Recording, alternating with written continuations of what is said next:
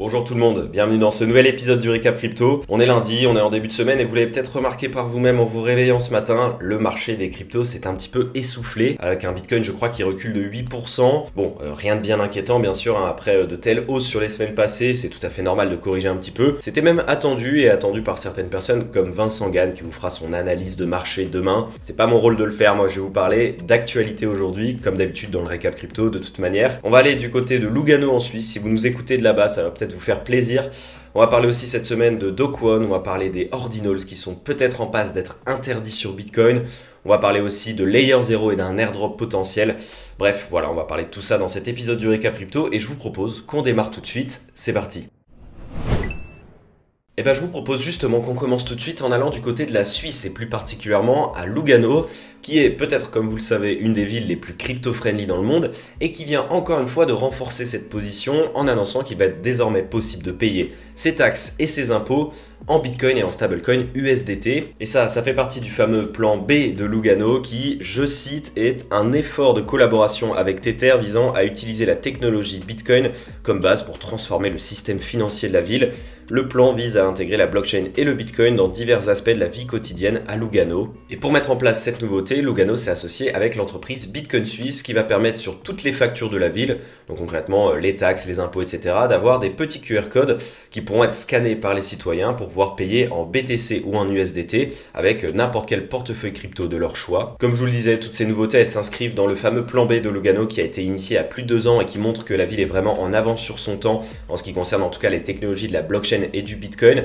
Et elle avait déjà fait parler d'elle il y a 2 semaines environ, on n'en avait pas parlé dans le récap crypto, mais c'était dans le cadre d'un partenariat avec Polygon Matic qui a été intégré à l'application Web3 MyLugano et qui permet de payer en crypto dans plus de 400 points de vente dans la ville, ce qui est donc évidemment assez énorme. En tout cas, si vous nous écoutez de la Suisse, n'hésitez pas à le dire dans les commentaires, ça nous fera plaisir de le savoir. Allez, on continue en parlant du fameux protocole Ordinals sur Bitcoin, qui, je le rappelle pour ceux qui ne connaissent pas forcément, est un protocole qui permet d'inscrire des données de manière permanente et immuable sur la blockchain Bitcoin et au parallèle de les connecter à des Satoshi. Alors, ce protocole il a été extrêmement populaire depuis le début de l'année 2023, mais il a aussi fait beaucoup débat au sein de la communauté des Bitcoiners. Et justement, ce débat la semaine dernière a pris un tout autre tournant puisque Luc Dasher, qui est un éminent développeur sur Bitcoin, une personnalité assez reconnue, a réannoncé une nouvelle fois que les inscriptions étaient un hack de la blockchain Bitcoin, qu'ils exploitaient une vulnérabilité dans Bitcoin Core pour spammer la blockchain. Et ce qu'il a dit tout simplement, c'est qu'il fallait les interdire. Et il est même allé plus loin puisqu'il a proposé une manière de les interdire dans son propre logiciel client qui s'appelle Bitcoin Knots et qui permet à tous ceux qui l'ont installé d'avoir un nœud complet Bitcoin chez eux, et bien tout simplement d'interdire les transactions liées aux inscriptions Ordinals. Ce qu'il a annoncé également, c'est que dans son propre pool de minage qui s'appelle Ocean Mining et qui permet à tous les mineurs de Bitcoin qui le veulent de s'y connecter pour participer à la sécurisation du réseau et à la validation des transactions, et bien tout simplement que tous les blocs qui contiendraient des transactions Ordinals seraient tout simplement interdites. En tout cas, ils ne seraient pas validés par Ocean Mining. Alors évidemment, ça a posé beaucoup de questions sur les réseaux sociaux. Est-ce que ça veut dire que les Ordinals, que les Digital Artifacts, donc les NFT ou que les tokens BRC20 seront interdits à l'avenir? Et d'après Luc Dasher, eh bien oui, puisque cette mise à jour qu'il a proposée sur Bitcoin Knots, il a aussi proposé aux développeurs de Bitcoin Core. Alors rien n'indique que ce sera accepté ou pas, mais en tout cas si c'est accepté sur Bitcoin Core, il est vrai que comme c'est le logiciel client le plus utilisé dans le monde, c'est possible que ce soit de plus en plus compliqué pour les inscriptions Ordinals. Mais qu'en est-il réellement? On vous a proposé justement cette semaine une analyse sur Cryptost, mais la réalité elle est beaucoup plus complexe que ça. Ordinals n'exploite pas vraiment de vulnérabilité au sein de la blockchain Bitcoin, au contraire elle utilise les fonctionnalités permises par celle-ci sans l'altérer d'une manière ou d'une autre. Mais on va pas rentrer dans le détail aujourd'hui, on vous propose très prochainement une vidéo sur Cryptost pour comprendre vraiment comment fonctionne ce protocole Ordinals et aussi pourquoi est-ce qu'il y a débat au sein de la communauté, donc vous le comprendrez en voyant cette vidéo là. Mais le résumé à comprendre, c'est qu'il y a un vrai débat au sein de la communauté Bitcoin, et ce depuis dès le départ, ça n'est pas né avec Ordinals, au contraire. Concrètement, les deux camps qui s'opposent, c'est ceux qui pensent d'un côté que Bitcoin doit servir uniquement un rôle monétaire, et donc que toute autre initiative, et notamment s'en servir comme une immense base de données, va desservir justement ce rôle-là, et va ralentir l'adoption de Bitcoin en tant que système de paiement alternatif, en tant que monnaie potentielle. Et d'un autre côté, il y a ceux qui pensent que Bitcoin est un réseau ouvert, et que chacun peut l'utiliser à sa guise, à condition évidemment de respecter son fonctionnement. Et vous l'avez compris, Luke Dasher, lui, il fait partie de cette première catégorie. Mais est-ce que c'est le cas de tous les bitcoiners? Eh bien non, justement, il y a vraiment ces deux camps qui s'opposent. Et les mineurs, eux, où est-ce qu'ils se positionnent? Eh bien, les mineurs, ils vont là où il y a le plus d'argent lorsqu'ils vont valider les blocs. Et justement, les transactions ordinals, ça, elles génèrent des frais. Et donc, ça leur permet d'être mieux rémunérés lorsqu'ils vont valider des blocs. Et donc, est-ce que ordinals peut disparaître et être interdit du jour au lendemain? C'est un petit peu compliqué à envisager dans le sens où il y aura toujours des mineurs qui seront prêts à valider ces transactions et à valider les blocs dans lesquels il y a des transactions ordinals puisque justement elles ramènent de l'argent. Bref, en tout cas, c'est un débat qui est extrêmement intéressant à suivre et je vous invite à me suivre sur mes propres réseaux sociaux puisque j'en parle assez souvent sur Twitter notamment. Vous avez le lien dans la description. Allez, on enchaîne en parlant de Do Kwon, le fondateur de l'écosystème Terra Luna qui s'est effondré l'année dernière. Vous le savez, on va pas en reparler, on commence à connaître cette histoire par cœur. Mais en tout cas, Do Kwon, il était enfermé au Monténégro depuis mars dernier. Et il va être vraisemblablement extradé aux États-Unis pour être jugé, alors qu'il y avait aussi la Corée du Sud qui voulait l'extrader et qui voulait le juger chez eux, mais vraisemblablement dans un premier temps, il devrait aller aux États-Unis. Cette information proviendrait d'un haut responsable du Monténégro qui aurait communiqué directement avec le Wall Street Journal, je vous cite la partie de leur article qui en parle. Le plus haut responsable de la justice du Monténégro a déclaré en privé qu'il prévoyait d'envoyer le mania de la cryptographie Do Kwon aux États-Unis plutôt qu'en Corée du Sud pour qu'il y réponde d'accusations criminelles, déclaré des personnes au courant de l'affaire. Bon, de toute manière, les deux pays portent des accusations assez spécifiques, mais qui se recoupent d'une manière ou d'une autre envers le fondateur de l'écosystème Terra. D'un côté, on a la Corée du Sud qui lui reproche fraude et violation des lois en la matière de marché financier sur le territoire.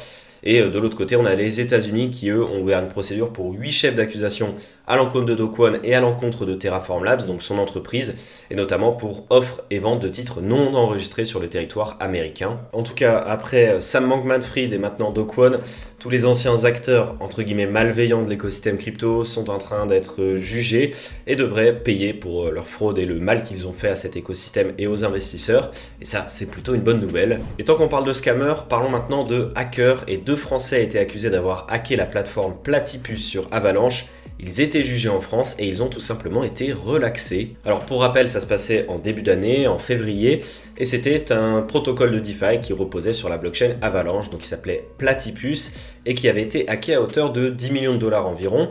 Et grâce aux efforts conjoints de Binance, de l'enquêteur on-chain ZachXBT et de la police française, les suspects avaient été rapidement identifiés et ils étaient deux frères, donc deux Français. Ces deux individus, donc, dont on ne connaît pas le nom de famille mais seulement leur prénom, avaient été respectivement mis en examen pour accès et maintien dans un système de traitement automatisé de données, escroquerie, blanchiment d'argent et recel. Et le 26 octobre dernier, l'un des principaux suspects, donc l'un des deux frères âgé de 22 ans, avait reconnu les faits, mais il avait expliqué qu'il était un white hat et qu'il souhaitait donc restituer les fonds au protocole. Une affirmation qui est malheureusement impossible à vérifier, tout simplement parce que le hacker avait malencontreusement gelé la majorité des fonds dans un smart contract sur Avalanche et qu'il avait pu retirer uniquement 270 000 dollars pour lui-même. Évidemment, ça n'avait pas du tout convaincu le parquet qui avait demandé 5 ans d'emprisonnement et qui avait expliqué que même si ces monnaies sont virtuelles, ça n'enlève pas la gravité de cette fraude qui doit être jugée comme une fraude financière traditionnelle. Mais voilà, la justice française a donné son verdict et c'est bel et bien la faute de Platypus si ce hack a eu lieu puisque